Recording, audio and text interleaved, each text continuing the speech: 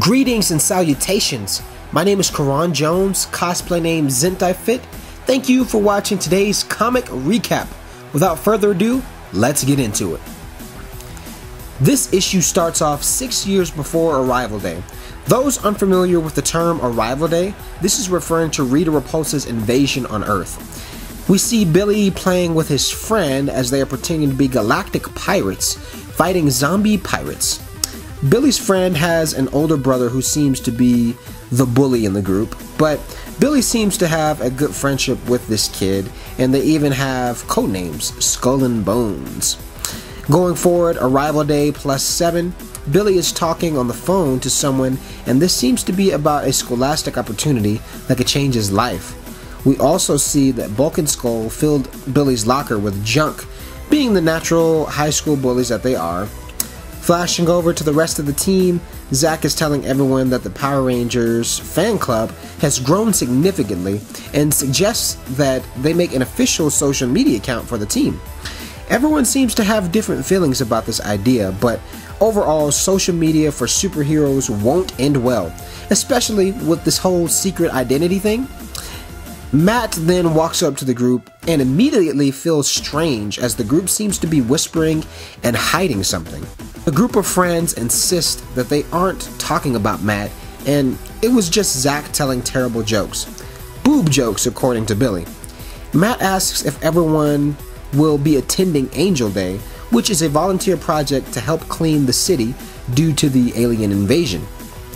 Going on, we see Rita's latest monster is out looking for the Power Rangers and hilariously asks a group of teen boys eating in a burger restaurant where Jason, Zach, Kimberly, Billy, and Trini are. They obviously have no idea who they are, and in return throw french fries at the sexy lady monster. She then destroys the place, leaving the boys in awe, and then takes off to continue her search for the Rangers. Flashing over to Rita in her moon base, Goldar insists that she sent him down with as many monsters as possible to take the Earth. Yet Rita goes on to tell a story of her childhood and a pet dragon. The moral of this story is to destroy and divide the Earth and the Rangers. Flashing over to Jason and Trini sparring morphed up once again. They are trying out new moves and testing their powers and abilities as they did in the previous issue. However, if my suspicions are correct, I sense some romance in the air, at least on Trini's end towards Jason. Jason thinks it's time to bring the rest of the team to train with him and Trini. However, she seems hesitant to that idea and wants to continue training with Jason for the day. Reading this segment, it definitely seems like Trini has developed romantic feelings for Jason, in my opinion, and we'll have to see how that plays out going forward. Not sure if I'm the only one seeing this or not. So if I'm not, share your thoughts in the video as well, folks. I'd love to hear from you guys. Next page, we are on the football field with Matt and Zach.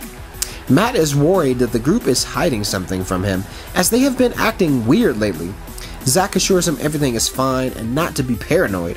However, Matt still feels like everyone is in on some big secret but him. And technically, he's right. That's just the price of a group of teenage superheroes that they have to pay. Next page, we are at the Angel Grove Youth Center as Jason is teaching his karate class. After the class is over, Jason gets some unfortunate news from Ernie that the youth center will be closing due to lack of manpower. Since Angel Grove became Alien Grove, business and community has changed. Trini is dealing with her own personal issues as she forgot her mom's birthday due to school life and ranger life. But that's the price of being a superhero. You have amazing powers, yet the responsibility is deceptively honest. Deep, right? I hope that makes sense.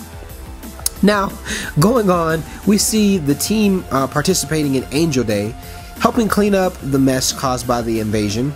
Ernie even stops by to bring cold beverages to keep the kids hydrated. Trini and Billy are being interviewed by the local news, and out of nowhere, Bulk and Skull throw a shovel pile of dirt on Billy. Things get heated, and Jason eventually steps in, pushing Bulk aside. Then the school principal steps in, breaking up the commotion, and sends Bulk and Jason off elsewhere to assist Angel Day without the commotion. Skull assures Billy that whenever they pick on him, it's all just in fun, but Billy responds by telling him Every day, they make his life a living hell. And why? Is it because Billy is smarter than them? Skull responds by saying, no, it's because he always acts like he's smarter than them. And I thought that was an interesting response. I wonder if we'll get, a little bit more in depth with Bulk and Skull and why they do the things that they do. I just thought that was interesting how he responded. Going on, we then see Rita's monster lady in the area, and she comes across Ernie asking him where the Power Rangers are. Ernie tells her that he hopes not to see the Power Rangers today, as they usually show up when there's trouble. And then she gets the evil idea of drawing them out, as Rita sends down putties to attack and cause havoc in the city. The Rangers are aware of the trouble at hand, and of course, it's morphin' time. Trini, Zach, and Billy are the only ones morphed at this time, fighting off the putties, and all the other civilians in the city are scattering and getting to shelter. Jason wants to meet up with the rest of the team, but is held back by the principal to stay safe while the rest of the civilians kind of find shelter, and Jason is caught up in that situation as well, where he can't meet up with the rest of the team. Kim and her boyfriend Matt are running into safety, and Kim tries to split up to find help, but Matt won't let her split off this time. A huge monster is blocking their way and begins chasing and attacking Kim and Matt. Matt is doing his best to defend Kim and won't back down or let Kim run off on her own. Yet in the process, he takes a hard hit from the alien monster, and at this point we don't know if that left him fatal or in critical condition, as the issue ends on that cliffhanger. Now, wow, what a crazy ride as usual. So much happened in this issue, and as I analyze the events happening currently, I see some romance in the air, Trini and Jason particularly. I don't think Jason has those same feelings for Trini, but it will be interesting to see how that plays out and what happens next. Kim and her current love interest, Matt, is he alive? Is he dead? I mean, eventually, we know he will be out of the picture, especially when Tommy shows up, but how will these relationships, and this particular relationship, these aspects affect the team? We'll have to continue reading to find out. Also, maybe it was just me, but this issue really made me appreciate being a cosplayer. For those of you who cosplay, you might understand. I mean, we get to dress up, take pictures in awesome attire, yet in this issue we see the Rangers want to do just that as well. Be public on social media with their heroism, but they aren't allowed to because of the responsibility aspect. I thought that was cool how the writers addressed that. Well, that concludes this issue, and I cannot wait to see what happens next. Thank you so very much for tuning in. Please be sure to like and share this video. Also, if you haven't already, subscribe to my YouTube channel to get the latest on Boom Studios, Power Ranger comics, and more. Until next time, wham, bam, boom.